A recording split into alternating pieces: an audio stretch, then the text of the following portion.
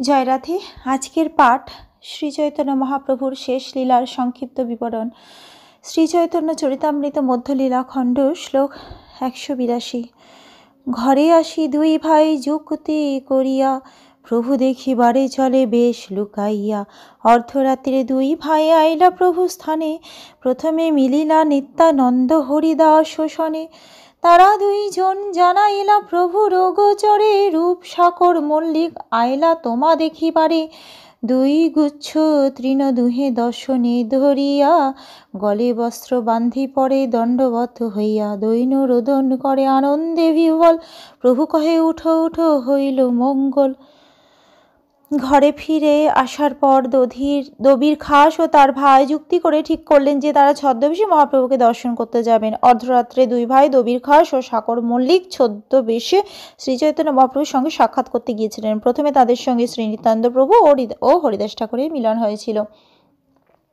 শ্রী নিত্যানন্দ প্রভু ও হরিদাস ঠাকুর শ্রী চৈতন্য মহাপ্রভুকে জানালেন যে দবির খাস ও সাকর মল্লিক মানে শ্রীরূপ ও সনাতন তাকে দর্শন করার জন্য এসেছেন। সাকর মল্লিক ছিল শ্রী সনাতন গোস্বামীর নাম এবং দবির খাস ছিল শ্রী রূপ গোস্বামীর নাম। মুসলমান নবাবের দরবারে তারা এই নামে পরিচিত ছিলেন। এগুলো ছিল মুসলমান নবাবের দেওয়া উপাধি। নবাবের কর্মচারী রূপে এই দুই ভাই মুসলমানের প্রথা অনুসারে আচরণ করতেন।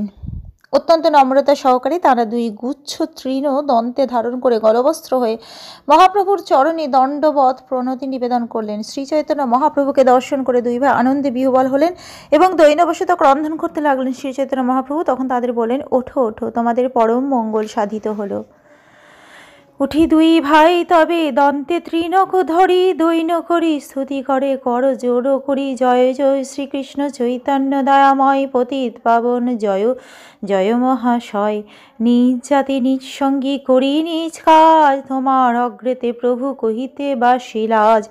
মহত্ব লাস্তি পাপাত্মা নাপরাধি চ কশ্চন, পরিহারেহ পি লজ্জা মে কিং ব্রুবে পুরুষোত্তম।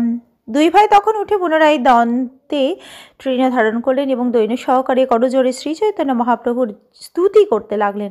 পরম দয়াময় পতিত পাবন শ্রীকৃষ্ণ চৈতন্য মহাপ্রভুর জয়, পরমেশ্বর ভগবানের জয়। প্রভু, আমরা সবচাইতে অধপতিত স্তরের মানুষ, আমাদের সঙ্গীরাও অত্যন্ত নীচ এবং আমরা অত্যন্ত নীচ কাজ করি, তাই আপনার সামনে আমরা নিজেদের পরিচয় দিতে লজ্জা বোধ করি, এমনকি আপনার সামনে আসতেও আমরা লজ্জা বোধ করি। হে পুরুষোত্তম, আমাদের মতো পাপী নেই, আমাদের মতো অপরাধীও নেই। আমাদের পাপ ও অপরাধের উল্লেখ করে সেগুলি পরিহার করতেও আমাদের লজ্জা হচ্ছে। পতিত পাবন হেতু তোমার অবতার, আমাবই জগতে পতিত নাহি আর। জগাই মাধায় দুই করিলে উদ্ধার, তাহা উদ্ধারিতে শ্রম নহিল তোমার। ব্রাহ্মণ জাতি তারা নবদ্বীপে ঘর, নিজ সেবা নাহি করে নহে নিজের কুরপর।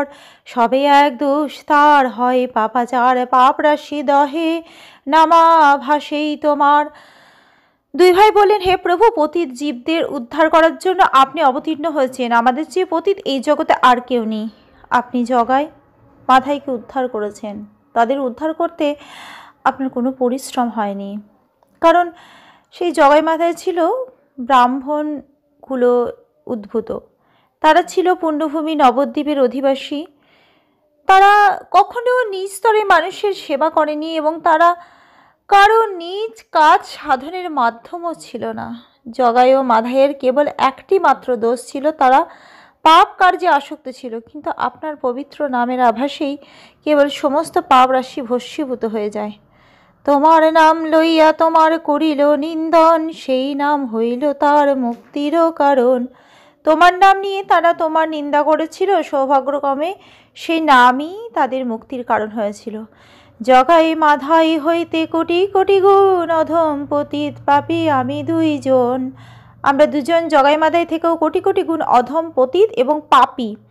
ম্লেচ্ছ জাতি ম্লেচ্ছ সেবী করি, ম্লেচ্ছ কর্ম গো ব্রাহ্মণ দ্রোহী সঙ্গে আমারও সঙ্গম। প্রকৃতপক্ষে জাতিতে আমরা ম্লেচ্ছ, কেননা আমরা ম্লেচ্ছের দাসত্ব করি, আমাদের কার্যকলাপও ম্লেচ্ছের মতো, এবং গো ব্রাহ্মণ বিদ্বেষী ম্লেচ্ছদের সঙ্গে আমরা সঙ্গ করি। মোর কর্ম মোর হাতে গলাই বান্ধিয়া, কুবিষয়ে বিষ্ঠা গর্তে দিয়াছে ফেলাইয়া। সাকর মল্লিক ও দবির খাস এই দুই ভাই অত্যন্ত বিনীতভাবে ঘোষণা করেছিলেন যে পূর্বকৃত কর্ম তাদের হাতে ও গলায় বেঁধে কুবিষয় বিষ্ঠা গর্তে তাদের ফেলে দিয়েছে। আজকের পাঠ এই অবধি। ভজ শ্রীকৃষ্ণ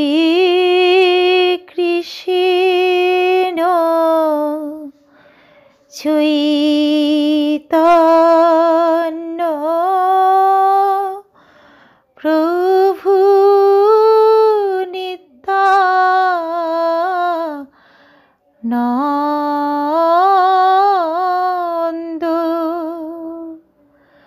আমার শ্রী অদ্বৈত গদাধর শ্রীবাসাদি গৌর ভক্ত বৃন্দ। হরে কৃষ্ণ হরে কৃষ্ণ কৃষ্ণ কৃষ্ণ হরে হরে, হরে রাম হরে রাম রাম রাম হরে হরে। জয় রাধে জয় রাধে জয় রাধে জয় রাধে। জয় রাধে।